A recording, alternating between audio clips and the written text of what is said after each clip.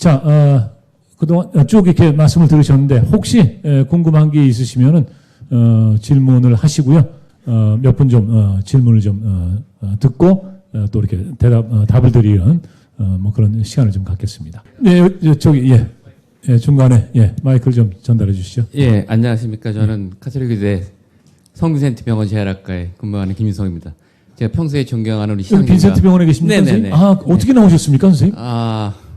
근무를 중에 네네. 오늘 강의가 있어서 한번 들었습니다. 네네. 고맙습니다. 제가 뭐 평소에 그 존경하는 시장님 또 이상현 선생님도 제가 또 알고 또 존경하는 우리 전직 아나운서 분이 있어서 굉장히 즐겁게 들었고 복지대타협이란 좋은 왜 웃으시나요?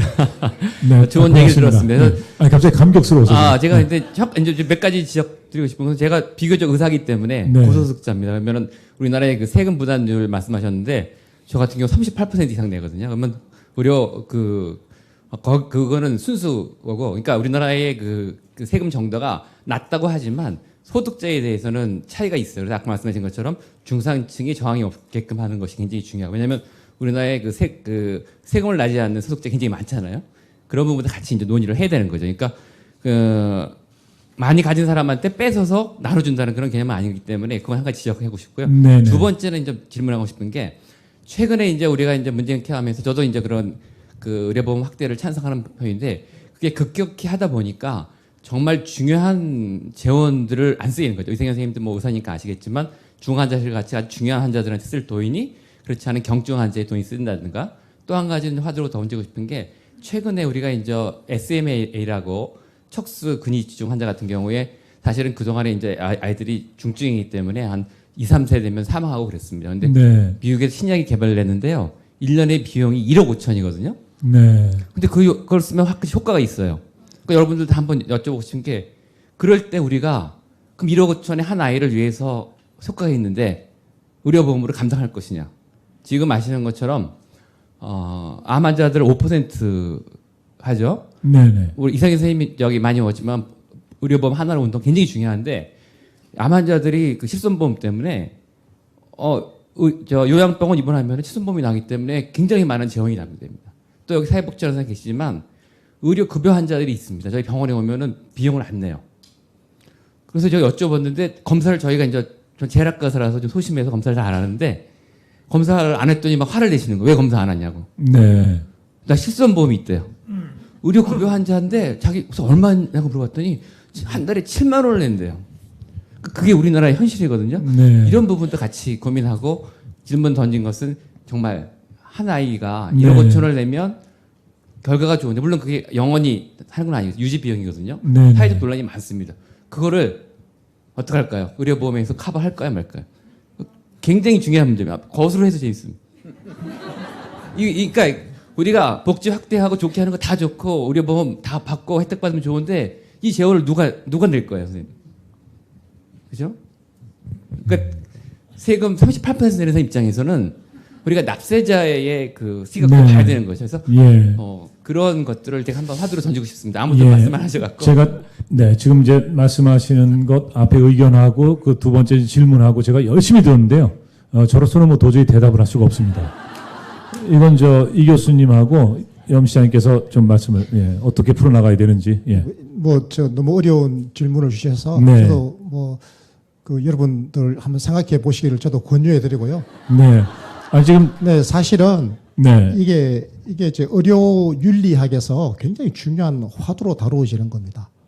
그러니까 이 돈을 수많은 사람들, 가령 1,000명, 10,000명의 전반적인 건강 정진을 위해서 쓸 수 있는 돈을 희망 없는 한 사람에게 다 쏟아붓는 것을 우리가 선택할 거냐 말 거냐.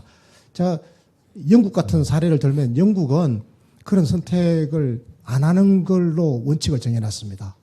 그래서 우리나라에서는 최신 의약품이 나오면 효과가 별로 검증이 안 됐더라도 조금이라도 효과 있다 싶으면 그걸 우리가 건강보험 보장해달라고 요구도 하고, 또 자기들이 알아서 실손보험 들어서 또 해결하기도 하는데, 사실 영국 같은 데서는 국가기구에서 딱 이거는 하지 말자로 결정하면 보상을 아예 안 합니다. 그래서 우리가 어떻게 보면 그런 데서는 굉장히 더 열려 있는데, 근데 우리 선생님 말씀하신 것처럼 비용 문제가 지금 엄청나기 때문에 이 병 문제를 어떻게 할 거냐. 이거에 대해서 진짜 사회적 대타협이 필요하고 또 공론화 필요해요. 제가 공론화 위원장입니다.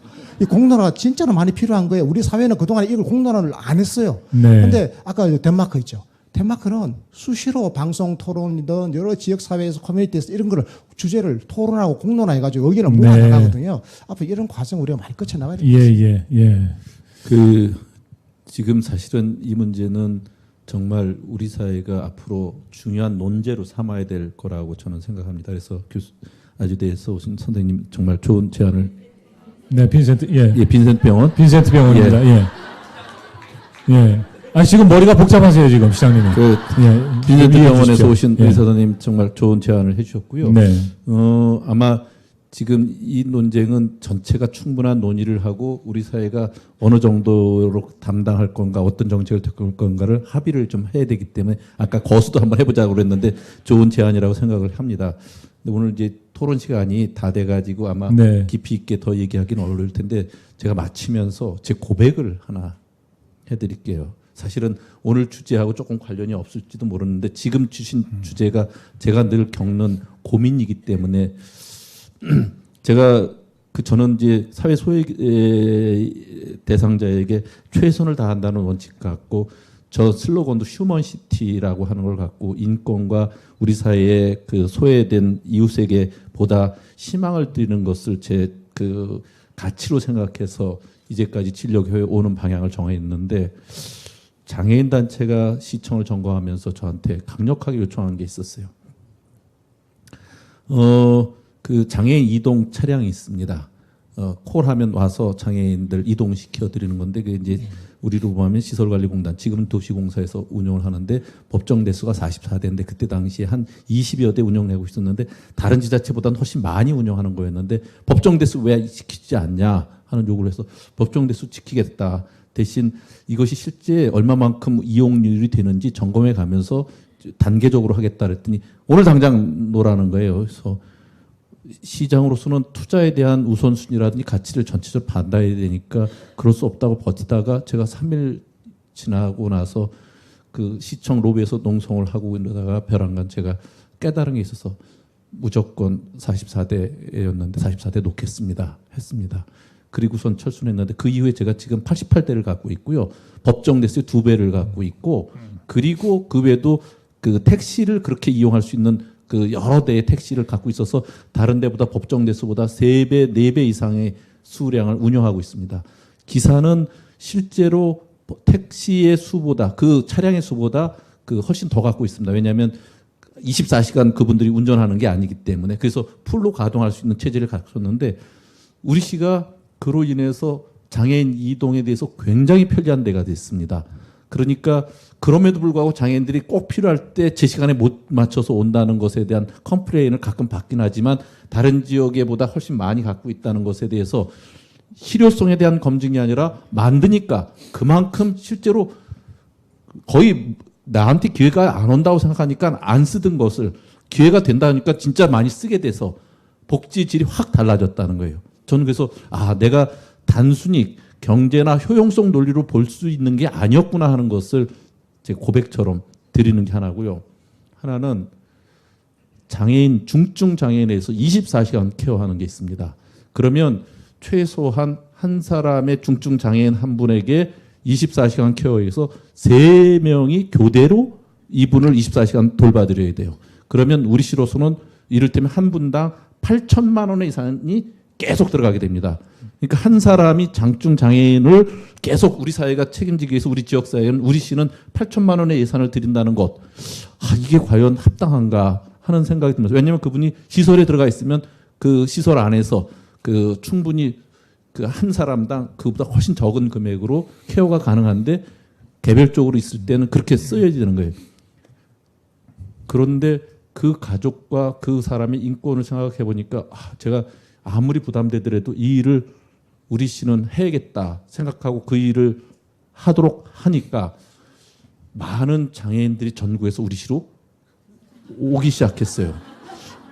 정말 이 예산을 우리가 어떻게 감당해야 되냐. 그것도 이것은 내가 시장이라는 지켜가야 될 원칙 같은 거 아니겠나 하는 생각하는데 그때 또 중앙정부가 그런 것이 과도하다고 그래서 그 시간 제약을 하는 조치가 또 나왔어요. 그래서 실제로는 지금은 그렇게 못하게 되는 일이 됐지만 실제로 저는 이 문제는 누가 옳고 그름에 떠나서 어디에 가치를 두고 우리 사회가 어느까지 책임을 부담을 하고 같이 나눌 것인가에 대한 화두는 이제 피할 수 없는 과제가 되지 않았나 하는 생각을 합니다. 저도 이 한 말씀만 이어서 네네. 덴마크 이야기를 하자면 예. 그 제가 사실은 덴마크 갔을 때 덴마크 그 대학병원 국립대학 코펜하겐 대학병원도 네. 가보고 참뭐이 복지 쪽 보건의료 복지 쪽에 정책적인 걸 몇 가지 보러 갔었는데 거기서 제가 느낀 것 중에 하나가 우리 교수님 우리 재활학과 선생님 말씀해 주신 것처럼 네. 정말 그 제가 굉장히 감동을 받았던 게 덴마크의 그 노인들 있죠 어르신들 네네. 예. 덴마크의 어르신들은 아이들에게 양보를 많이 하더라고요. 그러니까 암에 걸렸잖아요. 네네네. 우리나라에 암에 걸린 어르신들 제가 의사니까 저도 많이 보지 않습니까? 그분들이 일반적으로 보이는 저 행태하고 네네. 덴마크의 암에 걸린 어르신들이 보이는 행태가 네네. 좀 달라요. 그분들은 희망이 없다고 판단되면 악착같이 그걸 더 연장하기 위해서 돈을 쏟아붓는 이런 거를 스스로가 원하지를 않아요. 네. 그리고 집으로 가서 지역사회에서 커뮤니티 케어를 받아요. 네네. 그리고 대학병원에서는 그걸 도와줘요. 커뮤니티 케어를. 네. 굉장히 저렴하게 비용을 쓰면서 인생을 마무리하는데 왜 그러냐 물어봤더니 이 돈은 아이들에게 써야 된다. 그래서 children first란 말을 해요. 네. 그게 감동을 받았죠. 아 이렇구나. 이래서 사회의 신뢰가 넓게 네. 퍼져 있구나. 저는 그런 신뢰 사회를 만드는데 예. 우리가 함께 좀 노력해야 되지 않겠나 생각해 예. 봅니다. 이상희 교수님 저 덴마크 잘 다녀오셨습니다. 그러니까 우리가 좀 이런 얘기도 들으면서 그렇지 않습니까? 예, 길을 갈 때 앞 사람이 등을 보면서 뭔가 좀 배우기도 하고 많은 생각을 하게 되는 건데 아주 오늘 귀한 얘기를 많이 들려주신 것 같습니다.